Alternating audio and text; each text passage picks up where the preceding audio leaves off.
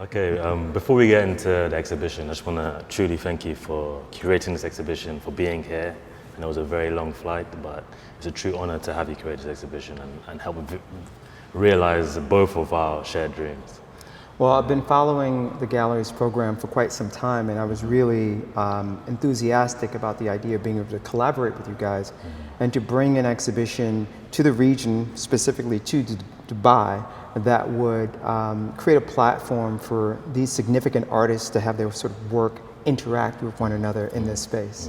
Yeah, and from us, from a gallery perspective, it's always been part of our vision to almost expand or push the needle on what people see as or perceive as African art. And to do it with this exhibition was truly an honor and as I mentioned, a dream for us. Having Carrie Mae Weems, Iman, Issa, Anatsui, Yinka Shonibare, Pendleton, Abdoulaye Konaté. These are major artists, and for us it was important for me to know that these are major African artists. Often when people talk about African art, we noticed there was like a box on creativity or on what they can create, or who even is an African artist. They often just think of the core, or people, they won't think of the diaspora, they'll execute the diaspora, and they also they'll just focus on more ancient traditional sculptures or traditional textiles. But we really wanted to help push the narrative, and in realizing this exhibition, it was almost done. But I say almost because there's always more to be pushed, and there's always a needle that can be pushed further, and there's also more perspectives that can be opened. And yeah, as African art is expansive as anything, we want to make sure that we say almost because there's always more to be done. Sure. I mean, I think that the story of contemporary African art or contemporary Black art is a story that is still unfolding. It just so happens that my career as an independent curator has sort of coincided with this international awareness of the talent and the importance and relevance of African art or in Black art in general. And I feel very fortunate to be in a position to create exhibitions that are platforms for even larger audiences to be exposed to this kind of work. And as you mentioned, to understand that we're talking about incredibly talented artists who are making rigorous work that is shoulder to shoulder with any other sort of talented artists that are out there. Not to mention that even if an artist reaches a huge amount of visibility within their home country, for example, someone like Carrie Mae Weems, who's incredibly established, very well known in the United States, isn't necessarily as well known in this part of the world. So that's exciting too, to be able to, I guess for lack of a better term, even I could use the word, introduce her work to a new audience. And for me as a curator, that is, that's like the icing on the cake. And that's really the true beauty of being in this region, where we're almost given an Asian platform, whereas perhaps in the West there's this need to deconstruct previous narratives on what was attributed to African art. Here we're able to set the tone and set the foundation, where in this exhibition we have, statistically we're speaking about the fact that based on the amount of international museums each of these artists collected in cumulatively, this is one of the most major exhibitions that the region has seen, not just Dubai, but the region in general. And to do this with African artists, with a multimedia perspective, where we have photography, we have sculpture, we have painting, we have even textile works, it's a true honor to almost show how expansive the genre of African art is. And even within that, we have minimalism versus maximalism versus abstraction versus figuration. And it's a true honor to be able to do this, and without you, it honestly wouldn't be possible. Well, in the description of the show, we say that it's a forward-looking exhibition. And to sort of explain what I mean by that, so much about art history, because of the word history, is sort of like looking at the past, right? But I'm an optimist, and I spend a lot of time thinking about what's next. And so when I thought of a concept for the show, the shape of things to come made sense to me because I'm looking at the future. I'm thinking about how artists are shaping how we view not only our own lives, but how we view the world, you know, in totality. And then also for me, the journey that I've been on as a, you know, creative individual working in the art world, I've been incredibly inspired by artists. They've driven my passion and kind of helped me stay afloat mentally.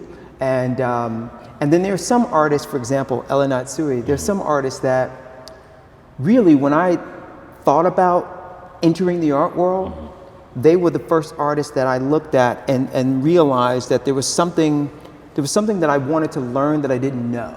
And Anatsui is a perfect example of that. I mean, more than a decade and a half ago, as I started like studying his work and looking at it, I never thought I'd have the opportunity to include him in an exhibition. So this is like, you know, incredibly exciting for me as well. Perfect. Perhaps we can do a walkthrough of the exhibition and speak about the specific works and how they shape what is to come. So we mentioned Carrie Mae Weems, and her relevance in the art world, can't be overstated. She has, and it's like a fantastic career that has spanned decades. Most people who are aware of Carrie Mae Weems' work probably are more familiar with her more figurative sort of portraiture work. When I contacted her about this exhibition and explained the concept and the title, I had my fingers crossed, my toes crossed, hoping that she would say yes, that she wanted to participate in the show. I didn't realize that she had recently had an exhibition that was titled The Shape of Things, and our exhibition is called The Shape of Things to Come. And she immediately said, I would love to be part of this exhibition, and I know a body of work that I've created that would be a perfect fit for the project. And so we ended up seeing these photographs that she had taken in Mali in 1993. I hadn't seen these works before, and I thought it was spot on. She was definitely right, because there's a natural connection between these works and other works that we ended up selecting for the exhibition. It's a true honor to have these works. And talking about the connection between Mali and Abdoulaye Konaté, of course, and then even around the corner we have Yinka Shonibare's works, who are channeling Bamana and Malian folklore and tradition. So it's serendipity, but it's also, as I mentioned, curated. So hats off to you for visualizing that. Yeah, I think one of the things that's also worth pointing out about these connections, I used this term not so long ago. It's like almost a psychic connection between the artists. For me, being born and raised in the United States, my knowledge of my African heritage really started to emerge in my mid to late age years, but it was seeing Africa through the lens of consumerism, more so through the lens of consumerism than say, history as it is told by Africans.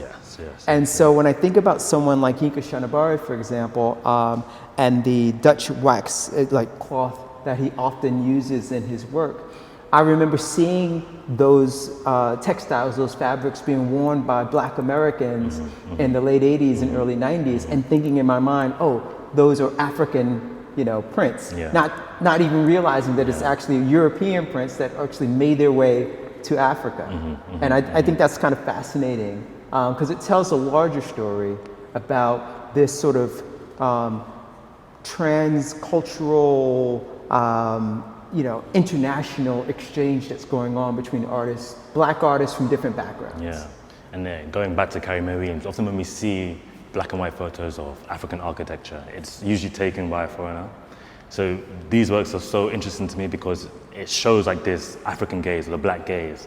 And here she's even attributed her own folklore to images or sights she's seen.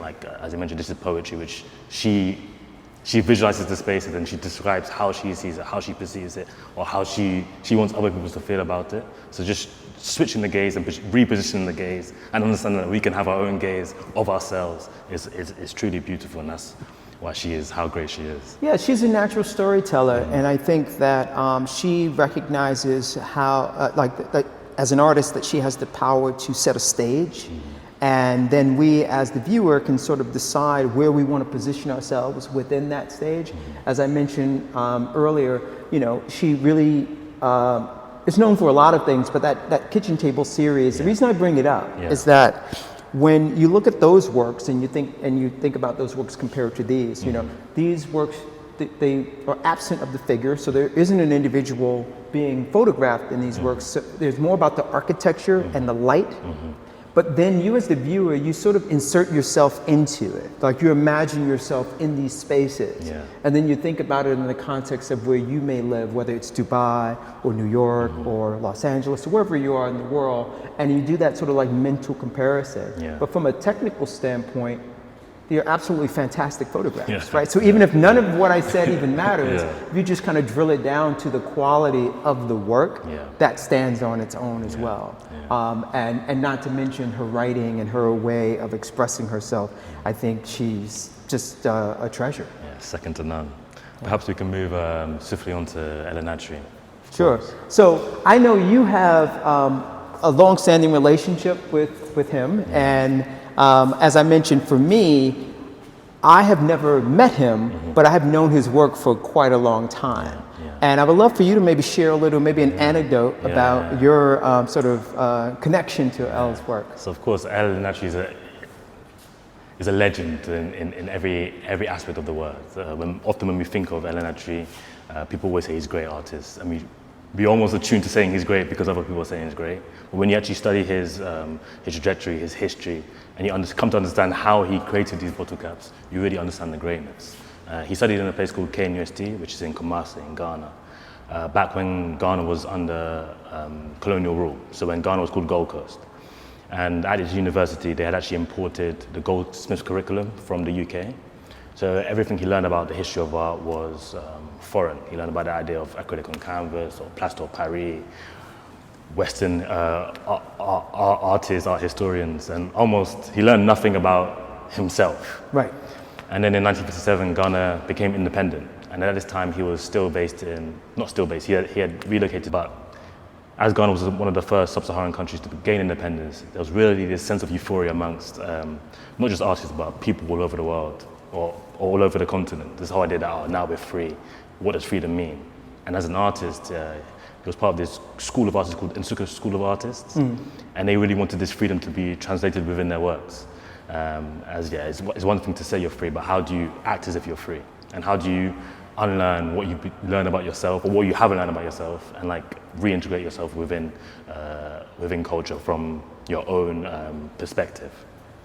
So they sat down for a while and tried to understand, okay, how are we free? What does freedom mean to us? And they really had a musical outlook on art. Often when we think of music or how music is labeled, is the active agent is the creation. So for example, a Japanese band can make Afrobeat. Similarly, a European band can make reggae, because the reason it's referred to as Afrobeat or reggae is because of the harmony, the scale, the instrumentation. It's how the body of work came to be made is based on the ingredients. Whereas in art, the active agent is the creator, the individual who created. So no matter what work you make, if you're a Ghanaian artist, you're making African art, or you're making Ghanaian art. If you're a Japanese artist, you're making Japanese art. And they really wanted to flip this on their head. So they said, okay, if we're looking at art, how can art be, like what's the artistic equivalent of harmony, scale, and instrumentation? And they came to the conclusion that it's the medium, it's the materials that you use. If you use materials which are born from the earth, or born from the continent, this in turn will make it African art, because you're using something from the soil, from the earth. So he began making works using small wooden plates in which he imbued Adinkra symbols on, which are Ghanaian symbols, specifically Akan symbols.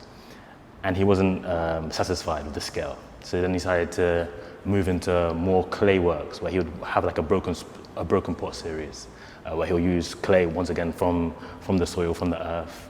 He'll make these beautiful pots, and then often they'll be broken. And it really challenges this idea of meaning, where once a pot is broken, yes, it's lost its meaning from the value of a pot. The functioning. The function, of course, Right. but from an artistic value, what does it mean for this pot to be broken? How does it continue to live?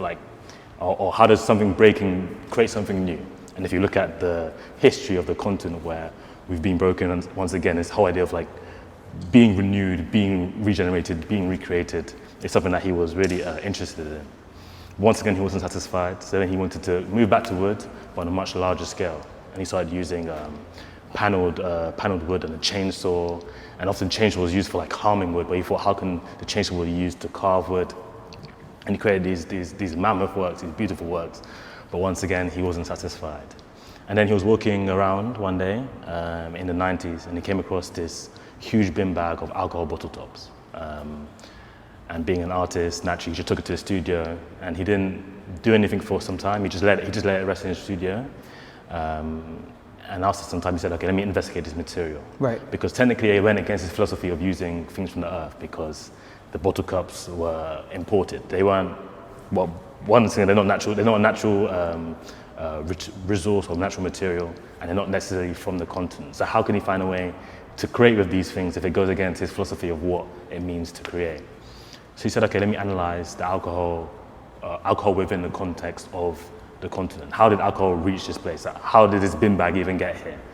So he looked at alcohol, and he came to through his research, he realized that alcohol was part of the cyclical nature of the slave trade, insofar that the way humans left the continent to the Caribbean, to the Americas, was through them being purchased by alcohol. And then when they eventually reached the Caribbean, the very thing that the slaves were producing was alcohol. So they were almost producing their currency.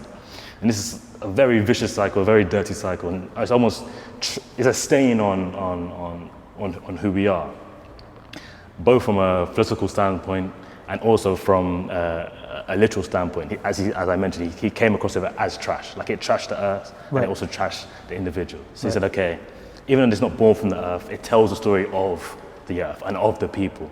So it's almost, he was able to justify himself in creating these works, and then he eventually scaled them out.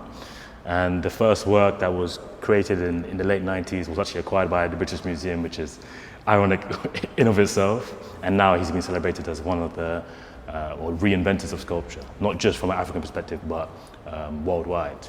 If we go back to this element of music, the same way a song can't be performed the same way twice. There'll always be a change in the tonation of your voice, a change in the instrumentation. Absolutely. You can't perform the same thing twice. He wants his artworks to have that same level of fluidity or level of freedom.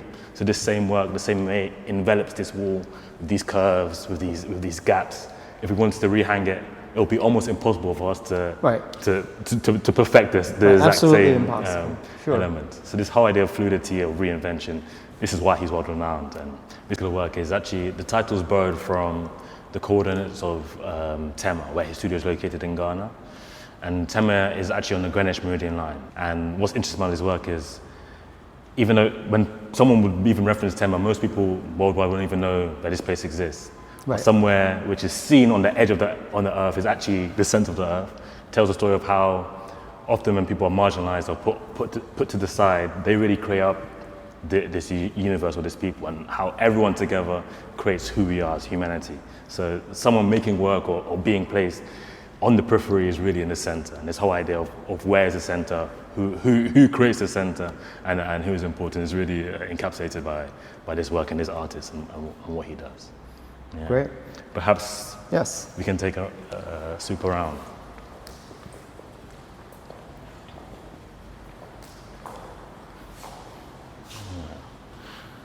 So now we've got Yinka Shonibare. Right. I mean, I think what's fascinating, about this work is that I think a lot of people's knowledge of Yinka's practice really sort of rooted in some of his larger scale, figurative or sort of like sculptural works where it's the human figure, oftentimes put in these interesting different scenarios, really coming back to this motif of this Dutch wax cotton motif. But I thought it was it was quite fascinating when we had the opportunity to decide on these works for the exhibition, because I think it puts him squarely in dialogue with other artists in the show. Right? Maybe you can talk a little bit about the connection between Mali and these masks, and then we'll go on to other artists as well. Yeah. So the interesting part of these works, as I mentioned, there's actually a unity between Carrie Mae Weems, Yinka Shonibare, and Abdoulaye Konaté, where these works are not created for this exhibition. They were created in 2023, as I mentioned. Other works in 1993. Abdoulaye Konaté, he just finished his work in 2025.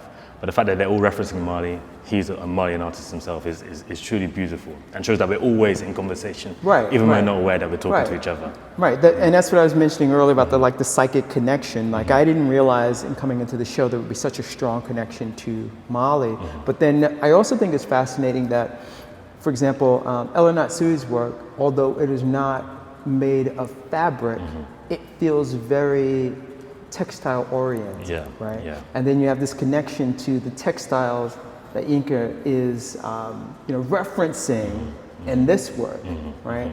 And that is interesting in the context of Konaté's work, right? Which is actually textile, right? So you have that through line that I think is one of the things that makes this show, I think, feel so complete, because you could almost imagine the conversations that these artists would have if they were here present in the space, and they were talking to one another, the things that they would talk about, and the things they would understand about each other's work and each other's journey as artists. That's beautiful. You said perfect. It's so perfect, and I agree with you in its entirety. And in talking about conversation, I think it's pressing that we speak about Adam Pendleton. Right. And the thing about this work that I think is so interesting is how it exists somewhere between something that is quite literal and then something that is completely abstract. This repetition of we are not, we are not, we are not. In fact, I would argue that a lot of people would look at this and they wouldn't actually know what it is, what is written here, and just the formal qualities of the work would stand out to them. His decision in terms of scale, in terms of color, the materials that he's using, the fact that he is, thinking about language and the power of language, and that connects his work to Carrie Mae Weems' work, because she is also thinking a lot about language and the power of language. And he's from a different generation than she is. And I think that that's also one of the things I wanted to achieve curatorially, is to create a show that also had an opportunity from artists from different generations to be in conversation with. Yeah, that's beautiful. And even this idea of like political abstraction, where all these works are political in their own aspect, like Adam Pendleton with his Black Dadaism, where he's almost like, if you look at these works together, Yinka Shonibare is always looking at like colonization, but more from African perspective, where he will cover Winston Churchill in African fabric. Right. And here we have Adam Pendleton taking the Dada movement and imbuing blackness upon it. Yeah, and I think that another thing about Adam Pendleton's work, which I felt was exciting and compelling to bring into the context of this exhibition, is, the early work by him that I had become sort of, accustomed to seeing was very monochromatic. It was just black, black, black, a little bit of white, but like really, really dark work. And then when I started seeing him introducing color in this way, I thought that was, fascinating. I also like the fact that this feels very urban and almost graffiti-like in many ways, which is not necessarily something that I think people associate with his work. I thought that was really, like different and telling, and also in the context of this show, this adds a really contemporary, like strong contemporary element to the exhibition. Yeah, perfect. Perhaps you can move on. So, I mean, there really, there really isn't much you could say besides wow, when you see this work. And again, not just because of its scale. I mean, obviously, it's a massive work, and that means that the amount of labor and planning that goes into a piece like this is significant. But, large doesn't always mean great. But this is large and great. Yeah, it's the best of both. Right. Yeah, and with Abdoulaye Konaté, often when you speak to him, he references the idea that he was an artist even before he was born, because he's Malian, who are known for being master weavers on the continent. So this whole idea that, almost before he was born, he was creative, because based on who he is. And Abdoulaye grew up in a place called Bitagongo, which is in the heart of Mali. It's actually the desert. And he often talks about, as a child, whenever there were sandstorms, him and his friends would gather by this lake called Fagobine. And often there'll be like these pots and pans that were washed upon the shore of the lake. Not that lakes have shores, but nonetheless. But he would notice that as a kid, he would just be playing with them, not knowing what they are. Right. The missionaries would just be playing with them. It was only 30 years later when he became the director of the museum in Bamako that he realized that the very things he was playing with were evidence of civilizations, ancient civilizations within Mali. And going back to his time in the desert, he also references this time that whenever there was a sandstorm, like to play amongst his friends, they would gather around in a circle and like put their heads between their legs and watch as the sand like courses over them. And often when the dust would settle, he was always infatuated with this idea of rippling that would be found within the works, within the sand.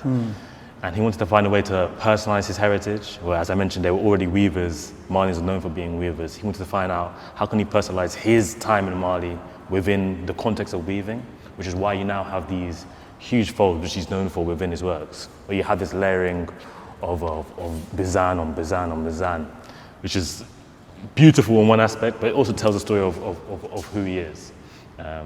This particular work is called Resistance, and it's an ode to women, he mentions. And as you notice that often upon the second time you look or the first time you look, you realize that it's actually a figurative work. Right. And there's 7 figures within the work, and they're almost hidden. And he talks about this whole idea of like breaking free or breaking out of constraints or out of inhibitions or limitations, which are both put on from self and also from external factors, which is why you have like these females in the same color but almost breaking out of the fabric, like breaking out of the fabric of society. So the way that artist minds work is truly fascinating, and this work is, as you mentioned, great both in size and in quality. And I love that title, Resistance, and I think that is also a message that resonates with times that we're living in, and people are thinking about how to sort of maintain their agency and to resist the coercion of outside forces, to sort of moving them in places that they don't necessarily want to go to. I also love the fact that although he is a male artist, this work is really an homage to women in many ways, right? And that adds I think, a really relevant and important aspect to the exhibition. The use of color is fantastic. I mean, it feels like every color under the sun is in this work, and it works in a way that is just so compelling. Yeah, and your use of under the sun is also very compelling, because when he was making work, this is him and Anatsui were making works particularly for this exhibition, as they understood what the theme was. And whenever he makes works for this region, he really wants to channel this element of cross-cultural dialogue, which is why you will see, like, in the motifs used, he references motifs from the Gulf, and also this idea of, as you mentioned, sunset and sunrise. In his work, he wanted to go from this element of a scale from black to white or dark to light, which meant to emanate this idea of sunset or sunrise, depending on your perspective and how you visualize the work. And he was really taking his influence both from his childhood spent in the desert, and also when you look at the Gulf and the way the desert is where this work is being exhibited. So this whole idea of cross-cultural exchange, both between African artists and also between regions. Perhaps we can move on to the final artist in the show. Sure. Iman Issa. So this particular work is part of a heritage series that Iman Issa has been developing for quite some time now. I think it's interesting because in the context of other works in the exhibition, this is one of the more quieter pieces, but I think it also speaks volumes when you take a moment to understand like what is the inspiration and the underpinning. So in many ways, what she's saying is that so much of what we understand about history, and particularly art history, is dictated by institutions, museums, and scholars that are perhaps no longer living, who've written these sort of histories from the perspective, in many cases, of Europeans. And so what she's doing is she's taking back the agency and the power and sort of recreating a different way, a different point of entry into ancient artifacts and history. So in some ways, she's referencing actual history and in some cases with the work she's creating these pieces that are from her sort of thoughts and minds as an artist that are, you know, fictitious but rooted in something that is very, very real. Yeah. I thought it was important to include her voice in the exhibition because she's coming at her art making practice from a very different perspective than many other artists in the exhibition. I also love as I mentioned, the quietness and the minimalism that's represented in this work, and it forces you to think in a different way. Yeah. It's not spelling it out to you very, very clearly. You have to. It forces you to ask certain questions, like, what am I looking at? What is the story that's being told? Why is this text on the wall so important to the story? That these are not separate from one another. This is actually part of the entire story that's being told. And we're actually used to going into institutions and seeing objects that we don't understand, and then relying on the text that's on the wall to tell us what it is we're looking at. Yeah. So I love the fact that what she's doing is she's creating the object, and she's creating the text, and sort of creating an entire story around, you know, that experience. It's quite different. And by forcing us to confront history, she's forcing us to confront ourselves. Often when we look at history, we see it as alien, like the Expedition of Punt in 1497 BC. Right. We feel as if it has nothing to do with us. But in her recreating these objects, and as opposed to going from a point in time to now, instead having a retrospective approach where she goes from point of now and back in time, it really forces us to realize that everything that has happened back then is what brought us to this point in time. And the Expedition of Punt, for example, with this particular HS-29, we don't understand it in the context of today because it means nothing to us. We think it means nothing to us. Right. So she wants to say, okay, if this was to happen today, what would it look like? What would it mean? And why is it important that we confront what it means? Because anything we do today, if it's not honored today, it won't be honored tomorrow. Similarly, we have to honor what was yesterday because those who come tomorrow won't honor what we're doing today. Right. And how this work relates to the concept of the shape of things to come, you know, it's almost a well-known thing that, you know, you sort of have to understand the past to understand the present, right? But then you also have to have the faith and the belief that you can take the leap into the future, right? And I think that there is this sort of interesting, almost futuristic aspect to this work, even though it is sort of referencing something that is quite ancient. I also think that for other artists, not just Iman Issa, this work might be an opportunity to think about how you want your work to be written about and spoke about in the future, right? Not every artist is a writer, and that's the role of writers and curators to kind of contextualize artwork. But I also think that it's an interesting challenge to say, well, if you are an artist and you're thinking about what happens to your work when you're no longer with us, maybe thinking about what is it that you want to be said about the work, so that it is not displayed in a museum for 50 years with an inaccurate description before someone comes along and says, well, actually, this is what this work is about. And that has happened a lot in art history, where you'll have an object in a museum that is, you know, written about as being, you know, something that served a particular function or connected to a certain faith or religion, and then scholars later, they come along and they look at it and they go, well, actually, that's completely inaccurate. It also forces us to confront who's writing these texts and who's writing history. But I think that concludes this tour. Sure. Thank you for being here, and thank you for curating this.